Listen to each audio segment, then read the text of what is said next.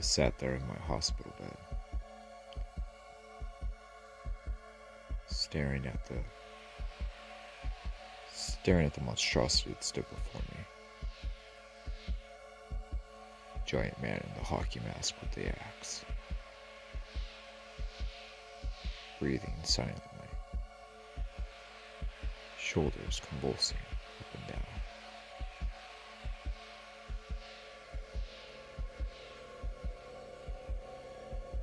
Then I saw him slowly fade away, as if he didn't exist. And then I woke up again. Whew. A dream within a dream, Jesus. Whew.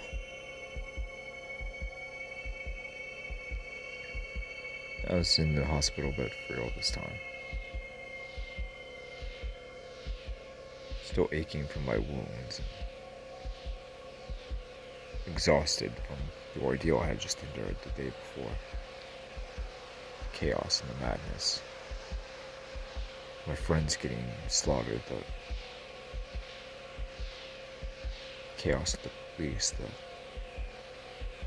havoc that man in the mask caused. It was just too much. It was just too much to bear, too much to endure. I was lucky. I was so lucky that I was away from it. I was so happy that I was away from all of it. It was over, it was done, it was finished.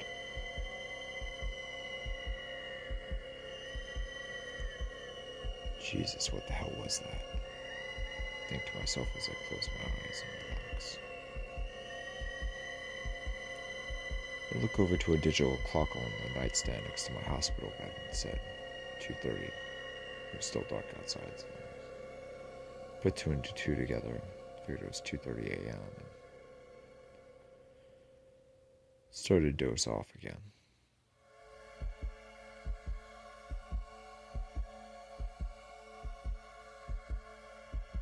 I'm swimming. Swimming in a lake. I'd gotten out of the hospital and I decided to go for a swim in the lake. You know, just something to put my mind at ease, to release myself, to really enjoy and relax.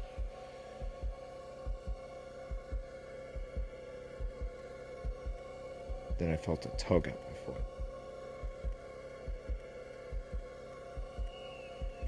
And another tug. And another tug. And another. Suddenly I was pulled down. Thrusted down. Nowhere to go, nowhere to hide. I was pulled down into the lake. Somehow I was able to see clearly. And once again, it's the giant man in the hockey mask. He was down in the lake and he'd pulled me under. He had me by the throat and water was pouring into my lungs. I couldn't shake him. I couldn't get away. I couldn't force my way out. It was hopeless. Hopeless.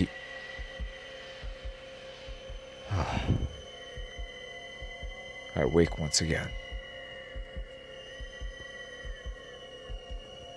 It was morning and I was in my hospital bed once again.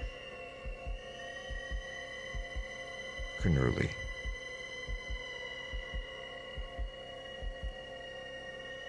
why am I having all these crazy nightmares?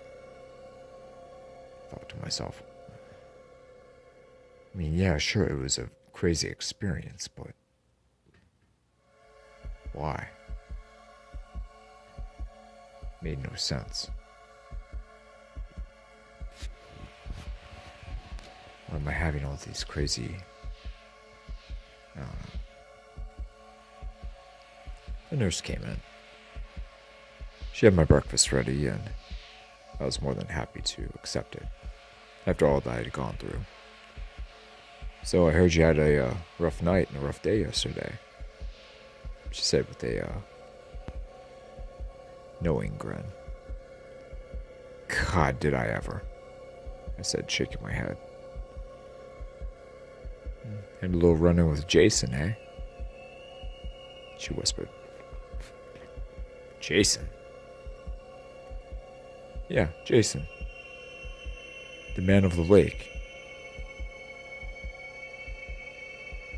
I stared at her for several seconds, puzzled, not saying anything. It's a legend around here.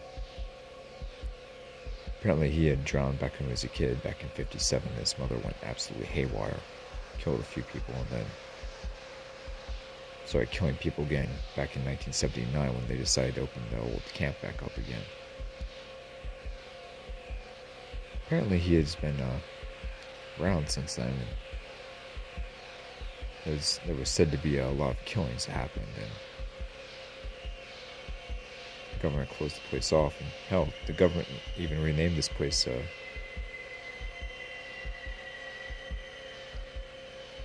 well, you know the name. It used to be Crystal Lake. Crystal Lake? Mm-hmm. Till it was changed. Why they changed it? Because apparently the guy, Jason, had gotten out of hand and was killing dozens and dozens and dozens of people at a time, and the whole thing got out of hand, and they just closed the place down until recently. But it appears that he's not done. Really? I whispered. She nodded gravely. Yeah, get some rest. Enjoy your breakfast. You're lucky to be alive. She walked out. Jason.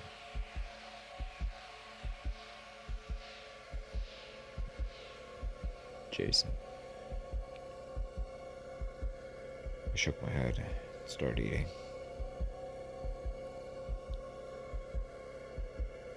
It was a couple days, but I was finally released from the hospital and cleared to go home.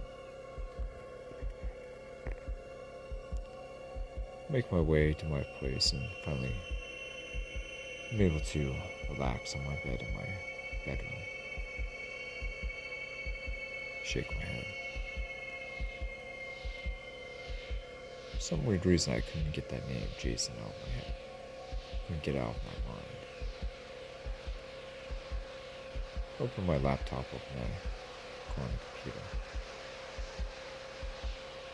Because I was familiar with the urban legend and the rumors and all that, but I didn't know it was an actual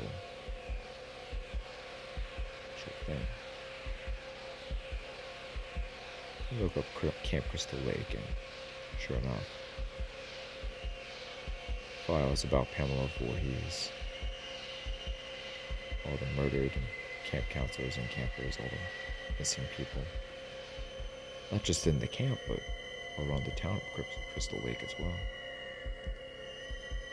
Hell, there was even one incident where Jason was sighted in Manhattan back in 1989.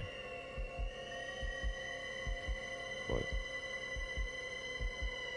past 20 years or so, it's been silent. There's been nothing on him.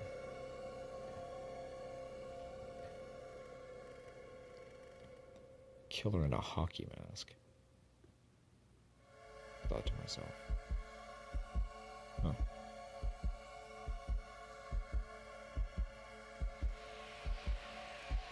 I did football on my TV after doing some research and watched the Sabres play the Rangers. But still, I think to myself, Jason. Even though he had attempted to kill me, he slayed a whole bunch of my buddies and a whole bunch of people in front of me. Just for some reason, the monster intrigued me. I wanted to know more. I wanted to discover more. I wanted to know what made him tick. I got a text message from my buddy Tina. She was asking me how I was and if I was feeling better now that I was out of the hospital. I answered yes. A few nightmares here or there, but nothing that couldn't be managed or handled or dealt with.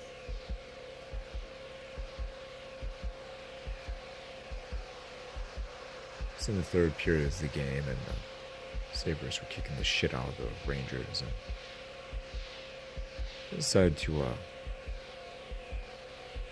get up in my car and go to a local pizza and bar place. I made it there, and I was beginning to enjoy myself. It was a nice time to wine.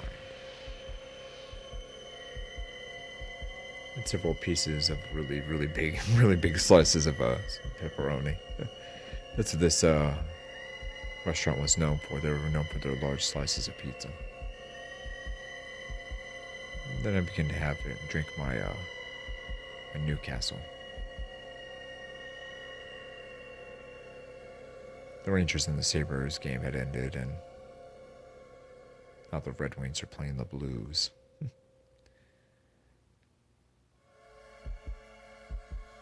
It was interesting, I could have sworn that, there were several people in the place, and a couple of guys at the bar were talking about me about hockey and football and sports and life in general, but one particular chick out over in the corner felt like she was staring at me for some reason. I looked over at her and she nodded and went on his back. I wonder what she's doing here. I wonder who she is. I shrugged.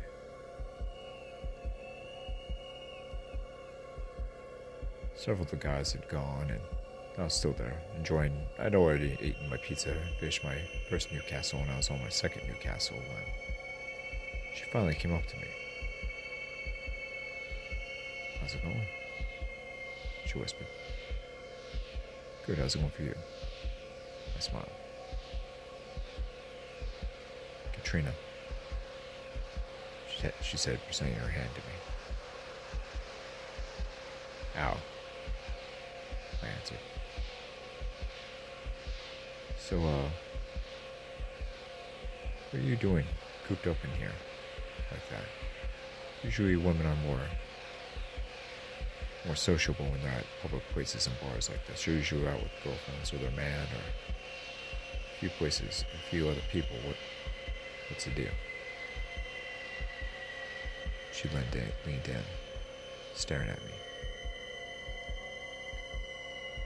I know what it is that you seek, she whispered. You do, huh? She nodded. And, what is that? I asked. There's a man behind the mask. She smiled. I stared at her silently for several moments. Jason Voorhees. I know how to get him. I know how to kill him, she whispered. Do you now? She nodded her head. Out of her purse, she pulled out this sheath of cloth. She unraveled the cloth and revealed a ancient-looking dagger. I looked back up at her. It's used to cleanse evil. It's killed all sorts of monsters, cryptids, and wicked beings. Casted so many devils and demons back to the hell where they belong. Trust me, this will work on him. How do you know this will work? How do you know who I am? How do you know what my intentions are? What do you... I know. she whispered softly.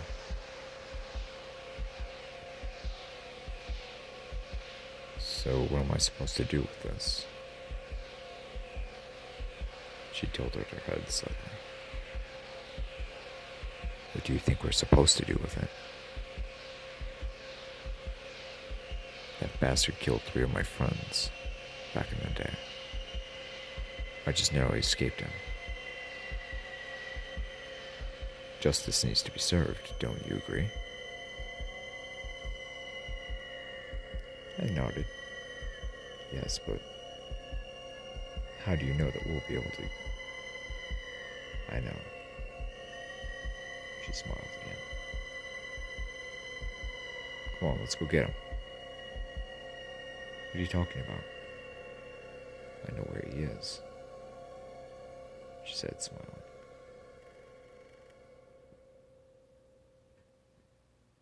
Come on, follow me. I paid my bill. We went outside and she got in her car and I got in mine. We drove off. I followed her all the way up to the road leading back to the old camp. Here we go, she said, getting out of the car. I mean, I know that I'm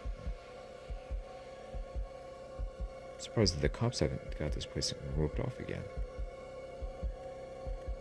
No, they just have that cabin that you guys were at roped off, she said. How do you know all of this? I have my ways, she said, smiling. Come on, let's go.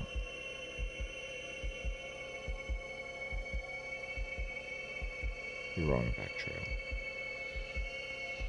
Where is he? How do you know where he is? I'll show you, she whispered.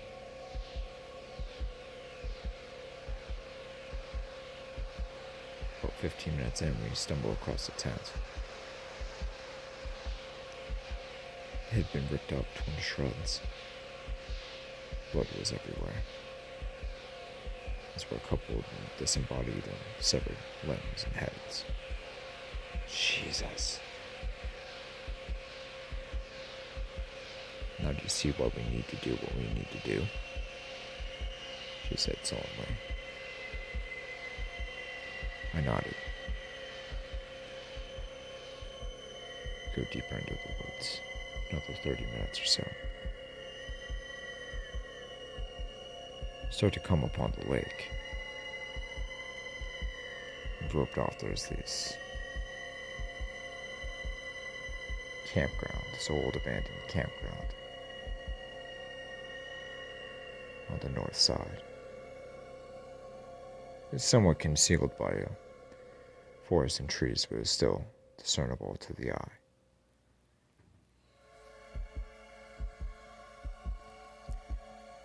She went behind a tree.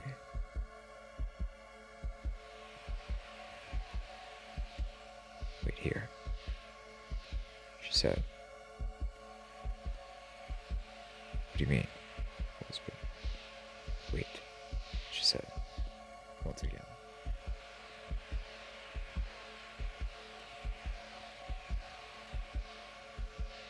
I saw bubbling coming up from the lake.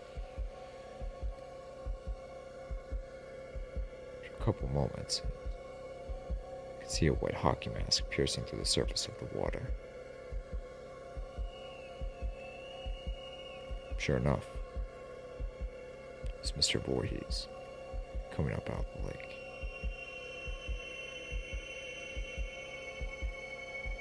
No weapon in his hand. Well, no weapon in his hand at least. He looked like he had a machete in a sheath on his side, but other than that, he was just nasty. He was coming up on the shore, heading toward the campground. And suddenly, something snapped and he was upside down. He was inverted. Trapped in a leg snare. Yes! Katrina said, pumping her fist, smiling. She drew the dagger out of the cloth.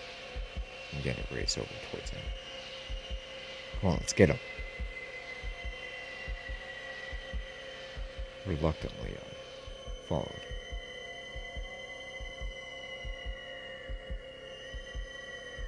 She got in front of him, where he was hanging inverted. He's bending forward, trying to get himself out. Hey, fucker. Remember me?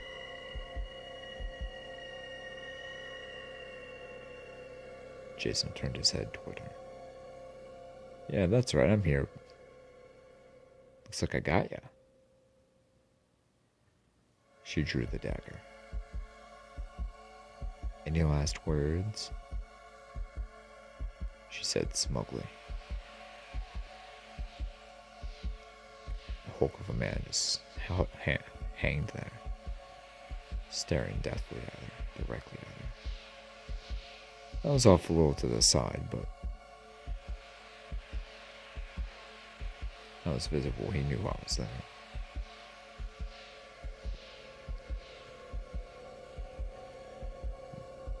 Time to have a taste of your own medicine, you bastard, she said, smiling. She drew the dagger. With a scream, she thrusted it into his chest.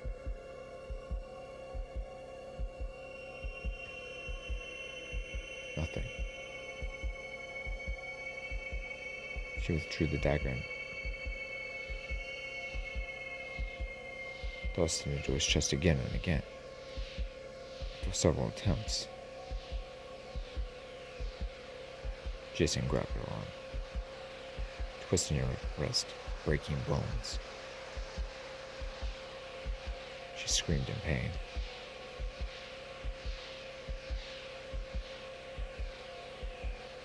Jason got the dagger and thrust it into her chest several times.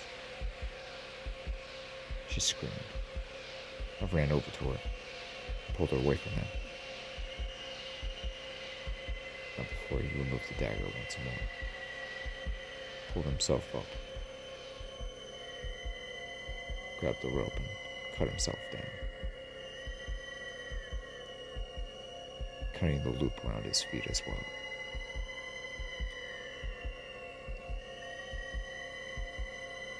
The massive band drew the enormous machete out from the sheath at his side. "Oh!" she screamed, life leaving her body.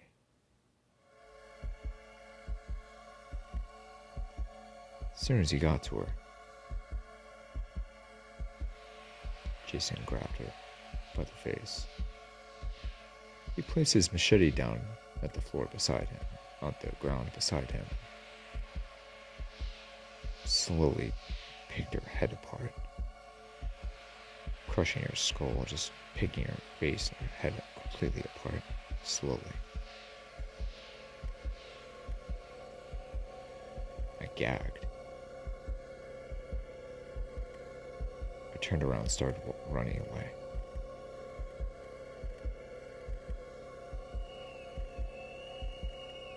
I felt a sudden thrust of wind to go right by my head and land on a tree trunk right by my head.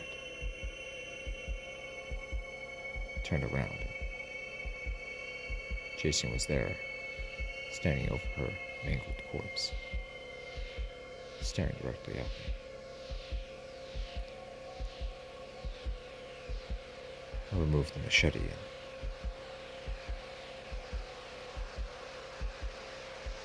started to go near him.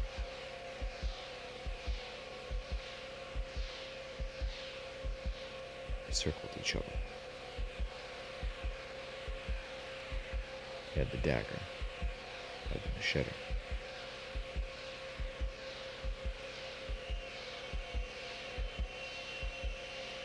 I've been running from you, you bastard. No more. This ends now.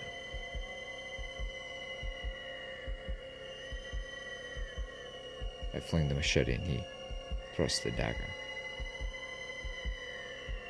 We both cut each other. again and again. The sword fight lasts only for several seconds, but after a while he overpowers me.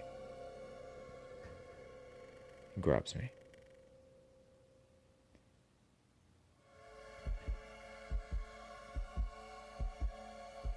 Suddenly he drops to his knees.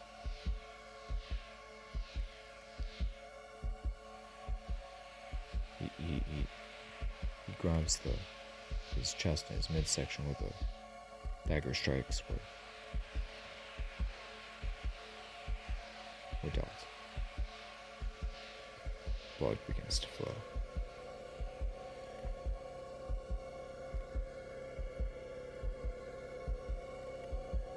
I grab the dagger and I just keep thrusting and thrusting. Over and over again.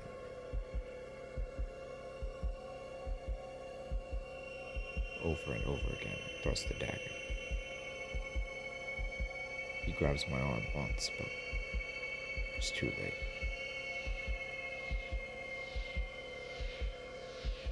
He falls over to the ground.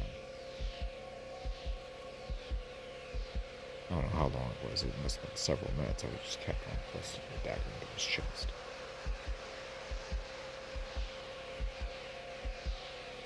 Then I grab his machete.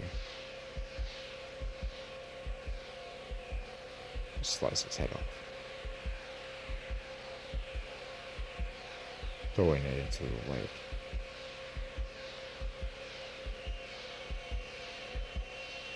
I leave his corpse here on the forest floor.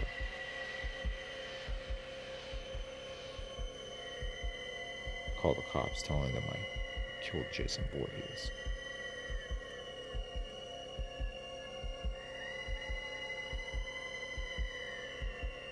Make it back home.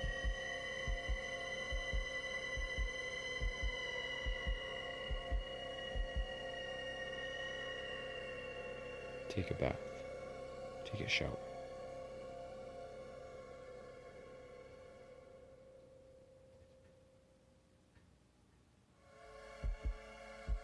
Then I noticed something strange.